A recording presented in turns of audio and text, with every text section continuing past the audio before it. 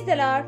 ಕರ್ತನಲ್ಲಿ ಪ್ರಿಯ ದೇವ ಜನರೇ, ನಿಮ್ಮೆಲ್ಲರಿಗೂ ನಮ್ಮ ರಕ್ಷಕನಾದ ಯೇಸು ಕ್ರಿಸ್ತನ ಹೆಸರಿನಲ್ಲಿ ವಂದನೆ ಹಾಗೂ ಈ ದಿನದ ವಾಕ್ಯ ಧ್ಯಾನಕ್ಕಾಗಿ ಸ್ವಾಗತ. ಪ್ರಾರ್ಥನೆ ಮಾಡಿಕೊಳ್ಳೋಣ.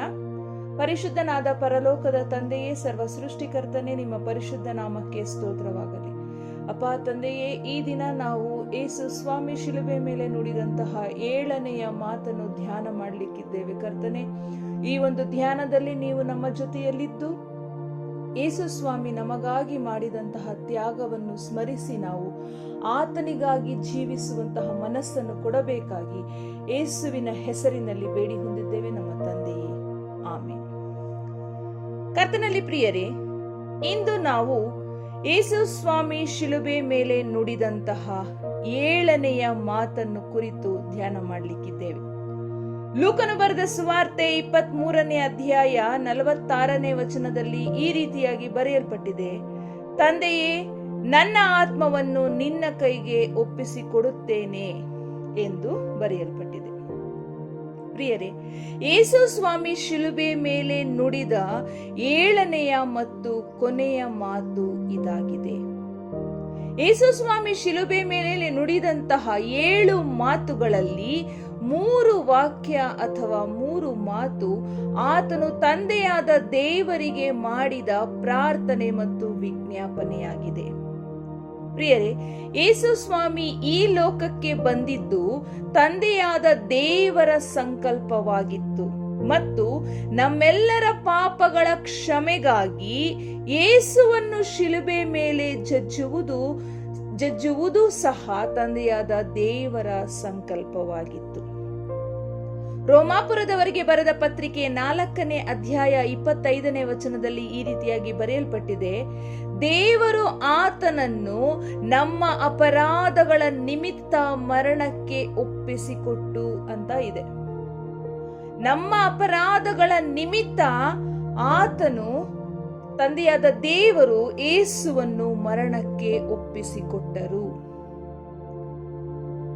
ಯೋಹಾನನು ಬರೆದ ಸುವಾರ್ತೆ 17ನೇ ಅಧ್ಯಾಯ 4ನೇ ವಚನದಲ್ಲಿ ಈ ರೀತಿಯಾಗಿ ಬರೆಯಲ್ಪಟ್ಟಿದೆ: ಮಾಡಬೇಕೆಂದು ನೀನು ನನಗೆ ಕೊಟ್ಟ ಕೆಲಸವನ್ನು ನಾನು ನೆರವೇರಿಸಿ ನಿನ್ನನ್ನು ಭೂಲೋಕದಲ್ಲಿ ಮಹಿಮೆ ಪಡಿಸಿದೆನು.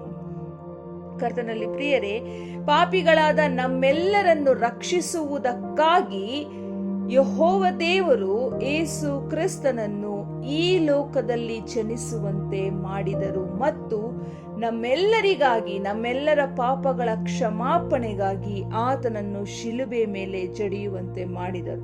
ಇದರ ಮಧ್ಯದಲ್ಲಿ ತಂದೆಯಾದ ದೇವರು ಹೇಳಿದಂತಹ ಮಾತುಗಳನ್ನೇ ಆತನು, ಅಂದ್ರೆ ಯೇಸು ಕ್ರಿಸ್ತನು ನೆರವೇರಿಸಿದರು. ಆತನು ಮಾಡಿದಂತಹ ಪ್ರತಿಯೊಂದು ಕಾರ್ಯದಲ್ಲಿಯೂ, ಆತನು ಮಾತನಾಡಿದಂತಹ ಪ್ರತಿಯೊಂದು ಮಾತಿನಲ್ಲಿಯೂ ತಂದೆಯಾದ ದೇವರ ಚಿತ್ತವೇ ಇತ್ತು ವಿನಃ ಯೇಸುವಿನ ಚಿತ್ತವೂ ಇರಲಿಲ್ಲ. ಇದನ್ನು ಯೇಸು ಸ್ವಾಮಿ ತಾನೇ ಹೇಳಿದ್ದಾರೆ: ನಾನು ನನ್ನ ಚಿತ್ತವನ್ನು ನೆರವೇರಿಸಲು ಬಂದಿಲ್ಲ, ತಂದೆಯಾದ ದೇವರ ಚಿತ್ತವನ್ನು ನೆರವೇರಿಸಲು ಬಂದಿದ್ದೇನೆ ಅಂತ. ಯೋಹಾನನು ಬರೆದ ಸುವಾರ್ತೆ 18ನೇ ಅಧ್ಯಾಯ 9ನೇ ವಚನದಲ್ಲಿ ಈ ರೀತಿಯಾಗಿ ಬರೆಯಲ್ಪಟ್ಟಿದೆ: ನೀನು ನನಗೆ ಕೊಟ್ಟವರಲ್ಲಿ ಒಬ್ಬನನ್ನಾದರೂ ನಾನು ಕಳಕೊಳ್ಳಲಿಲ್ಲವೆಂದು ಆತನು ಹೇಳಿದ ಮಾತು ಹೀಗೆ ನೆರವೇರಿತು. ಇನ್ನೊಂದ್ ಕಡೆ ಹೇಳ್ತಾರೆ: ತಂದೆಯು ಎಳೆಯದೆ ಯಾವನು ನನ್ನ ಬಳಿಗೆ ಬರಲಾರನು, ಯಾರು ನನ್ನ ಬಳಿಗೆ ಬರೋದಿಲ್ಲ. ಅಂದ್ರೆ ಯಾರ್ಯಾರನ್ನ ರಕ್ಷಿಸಬೇಕು, ಯಾರ್ಯಾರನ್ನ ಆತನ ಕಡೆಗೆ ಎಳೆದುಕೊಳ್ಳಬೇಕು ಎಂದು ತಂದೆಯಾದ ದೇವರಿಗೆ ಮೊದಲೇ ಗೊತ್ತಿದೆ. ಯೇಸು ಕ್ರಿಸ್ತನಿಗೆ ಯಾರ್ಯಾರನ್ನ ಕೊಟ್ಟರು, ಇಂತಿಂಥವ್ರನ್ನ ನೀನು ರಕ್ಷಿಸಬೇಕು ಅಂತ, ಅಂಥವರೆಲ್ಲರನ್ನೂ ನಾನು ರಕ್ಷಿಸಿಕೊಂಡಿದ್ದೀನಿ ಅಂತ ಇಲ್ಲಿ ಯೋಹಾನನ ಬರೆದ ಸುವಾರ್ತೆ 17ನೇ ಅಧ್ಯಾಯದಲ್ಲಿ ಯೇಸು ಸ್ವಾಮಿ ತಂದೆಯಾದ ದೇವರಿಗೆ ಮಾಡುತ್ತಿರುವ ಪ್ರಾರ್ಥನೆ ವಿಜ್ಞಾಪನೆಗಳಲ್ಲಿ ಆ ವಿಷಯವು ನಮಗೆ ಕಂಡುಬರುತ್ತದೆ. ಯೋಹಾನನು ಬರೆದ ಸುವಾರ್ತೆ 3ನೇ ಅಧ್ಯಾಯ 16ನೇ ವಚನದಲ್ಲಿ ಈ ರೀತಿಯಾಗಿ ಬರೆಯಲ್ಪಟ್ಟಿದೆ: ದೇವರು ಲೋಕದ ಮೇಲೆ ಎಷ್ಟೋ ಪ್ರೀತಿಯನ್ನಿಟ್ಟು ತನ್ನ ಒಬ್ಬನೇ ಮಗನನ್ನು ಕೊಟ್ಟನು, ಆತನನ್ನು ನಂಬುವ ಒಬ್ಬನಾದರೂ ನಾಶವಾಗದೆ ಎಲ್ಲರೂ ನಿತ್ಯ ಜೀವವನ್ನು ಪಡೆಯಬೇಕೆಂದು ಆತನನ್ನು ಕೊಟ್ಟನು. ಯೇಸು ಸ್ವಾಮಿಯನ್ನು ನಂಬುವಂತಹ ಒಬ್ಬರೂ ಸಹಿತ ನಾಶವಾಗಬಾರದು ಅಂತ ಆತನ ಮೂಲಕ ತನ್ನವರನ್ನ ರಕ್ಷಿಸಿಕೊಳ್ಳುವಂಥದ್ದು ಯೆಹೋವ ದೇವರ ಸಂಕಲ್ಪವಾಗಿತ್ತು. ಇದೇ ಕಾರಣಕ್ಕೆ ನೋಡ್ರಿ, ಶಿಲುಬೆ ಮೇಲಿದ್ದಂತಹ ಇನ್ನೊಬ್ಬ ಕಳ್ಳನನ್ನು ಸಹಿತ ಆತನು ನಂಬಿದನು. ನೀನು ನಿಜವಾಗ್ಲೂ ದೇವರ ಕುಮಾರನು ಅಂತ ನಂಬಿನೇ ನೀನು ನಿನ್ನ ರಾಜ್ಯವನ್ನು ಪಡೆದವನಾಗಿ ಬರುವಾಗ ನನ್ನನ್ನು ನೆನೆಸಿಕೋ ಅಂದ್ರೆ ನಂಬಿ ಆತನು ಹೇಳಿದಂತ ಮಾತುಗಳು. ಆ ಕ್ಷಣವೇ ಅವನಿಗೆ ಹೇಳಿದ್ರು, ಯೇಸು ಸ್ವಾಮಿ ಏನ್ ಹೇಳಿದ್ರು, ಈ ಹೊತ್ತೇ ನನ್ನ ಸಂಗಡ ಪರದೈಸಿನಲ್ಲಿರುವಿ ಅಂತ. ಹಾಗಾಗಿ ಪ್ರಿಯರೇ, ತಂದೆ ದೇವರ ಚಿತ್ತವನ್ನು ನೆರವೇರಿಸುವುದಕ್ಕಾಗಿ, ಆತನ ರಹಸ್ಯ ಸಂಕಲ್ಪವನ್ನು ಈಡೇರಿಸುವುದಕ್ಕಾಗಿ ಯೇಸು ಕ್ರಿಸ್ತನು ತನ್ನನ್ನು ತಾನು ಯಜ್ಞವನ್ನಾಗಿ ಅರ್ಪಿಸಿಕೊಂಡನು. ಪ್ರಕಟಣೆ 5ನೇ ಅಧ್ಯಾಯ 9ನೇ ವಚನದಲ್ಲಿ ಈ ರೀತಿಯಾಗಿ ಬರೆಯಲ್ಪಟ್ಟಿದೆ, ನೀನು ಯಜ್ಞಾರ್ಪಿತನಾಗಿ ನಿನ್ನ ರಕ್ತದಿಂದ ಸಕಲ ಕುಲ, ಭಾಷೆ, ಪ್ರಜೆ, ಜನಾಂಗಗಳವರಿಂದ ಮನುಷ್ಯರನ್ನು ದೇವರಿಗಾಗಿ ಕೊಂಡುಕೊಂಡಿ. ಪ್ರಿಯರೇ, ತಂದೆ ದೇವರ ಚಿತ್ತಕ್ಕೆ ತಲೆಬಾಗಿ ತನ್ನದೆಲ್ಲವನ್ನು ಬಿಟ್ಟು ದೀನನಾಗಿ ಬಂದು ಪಾಪಿಗಳಾದ ನಮ್ಮನ್ನು ತನ್ನ ರಕ್ತದ ಮೂಲಕ ತಂದೆ ದೇವರಿಗಾಗಿ ಯೇಸು ಕ್ರಿಸ್ತರು ಕೊಂಡುಕೊಂಡರು. ಸ್ವಲ್ಪವೂ ದೋಷವಿಲ್ಲದವನಾಗಿ, ಪಾಪವಿಲ್ಲದವನಾಗಿ ಈ ಲೋಕದಲ್ಲಿ ಮನುಷ್ಯರಲ್ಲಿ ಮನುಷ್ಯನಾಗಿ ಬಂದು ತನ್ನ ಕೆಲಸ, ಕರ್ತವ್ಯವನ್ನು ಸಂಪೂರ್ಣವಾಗಿ ಮಾಡಿ ಮುಗಿಸಿದರು. ತನ್ನ ತಂದೆಯ ಚಿತ್ತದ ಪ್ರಕಾರ ತಾನು ಮಾಡಬೇಕಾದಂತಹ ಕೆಲಸವು ಸರ್ವ ಸಂಪೂರ್ಣವಾಯಿತು ಎಂದು ತಿಳಿದ ಮೇಲೆಯೇ ಆತನು ಈ ಮಾತುಗಳನ್ನು ಹೇಳಿದರು, ತಂದೆಯೇ, ನನ್ನ ಆತ್ಮವನ್ನು ನಿನ್ನ ಕೈಗೆ ಒಪ್ಪಿಸಿಕೊಡುತ್ತೇನೆ. ಯೇಸು ಸ್ವಾಮಿಗೆ ಮೊದಲೇ ಗೊತ್ತಿತ್ತು, ಈ ಲೋಕದ ಜನರನ್ನು ಅವರ ಪಾಪಗಳಿಂದ ಬಿಡಿಸಿ ರಕ್ಷಿಸುವುದಕ್ಕಾಗಿ ನಾನು ಭೂಲೋಕದಲ್ಲಿ ಶಿಲುಬೆಯ ಮರಣವನ್ನು ಹೊಂದಬೇಕಾಗಿದೆ ಎಂದು. ಯೋಹಾನನು ಬರೆದ ಸುವಾರ್ತೆ 10ನೇ ಅಧ್ಯಾಯ 17ನೇ ವಚನದಲ್ಲಿ ಈ ರೀತಿಯಾಗಿ ಬರೆಯಲ್ಪಟ್ಟಿದೆ, ನಾನು ತಿರುಗಿ ನನ್ನ ಪ್ರಾಣವನ್ನು ಪಡಕೊಳ್ಳುತ್ತೇನೆಂದು ನನ್ನ ಪ್ರಾಣವನ್ನು ಕೊಡುತ್ತೇನೆ.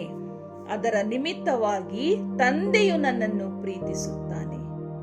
ನನ್ನ ಪ್ರಾಣವನ್ನು ಯಾರೂ ನನ್ನಿಂದ ತೆಗೆಯರು. ನನ್ನಷ್ಟಕ್ಕೆ ನಾನೇ ಅದನ್ನು ಕೊಡುತ್ತೇನೆ. ಅದನ್ನು ಕೊಡುವುದಕ್ಕೆ ನನಗೆ ಅಧಿಕಾರ ಉಂಟು.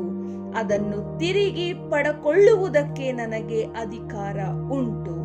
ಈ ಅಪ್ಪಣೆಯನ್ನು ನನ್ನ ತಂದೆಯಿಂದ ಹೊಂದಿದ್ದೇನೆ.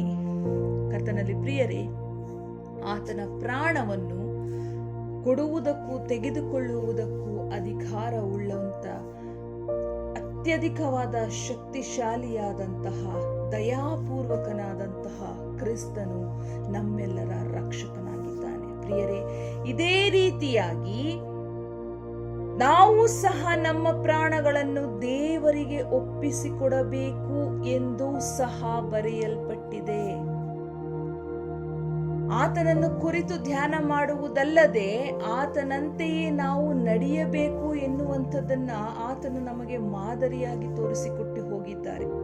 1ನೇ ಪೇತ್ರ 4ನೇ ಅಧ್ಯಾಯ 19ನೇ ವಚನದಲ್ಲಿ ಈ ರೀತಿಯಾಗಿ ಬರೆಯಲ್ಪಟ್ಟಿದೆ, ಹೀಗಿರಲಾಗಿ ದೇವರ ಚಿತ್ತಾನುಸಾರ ಬಾಧೆ ಪಡುವವರು ಒಳ್ಳೆಯದನ್ನು ಮಾಡುವವರಾಗಿದ್ದು ತಮ್ಮ ಆತ್ಮಗಳನ್ನು ನಂಬಿಗಸ್ತನಾದ ಸೃಷ್ಟಿಕರ್ತನಿಗೆ ಒಪ್ಪಿಸಲಿ. ಆಮೇನ್.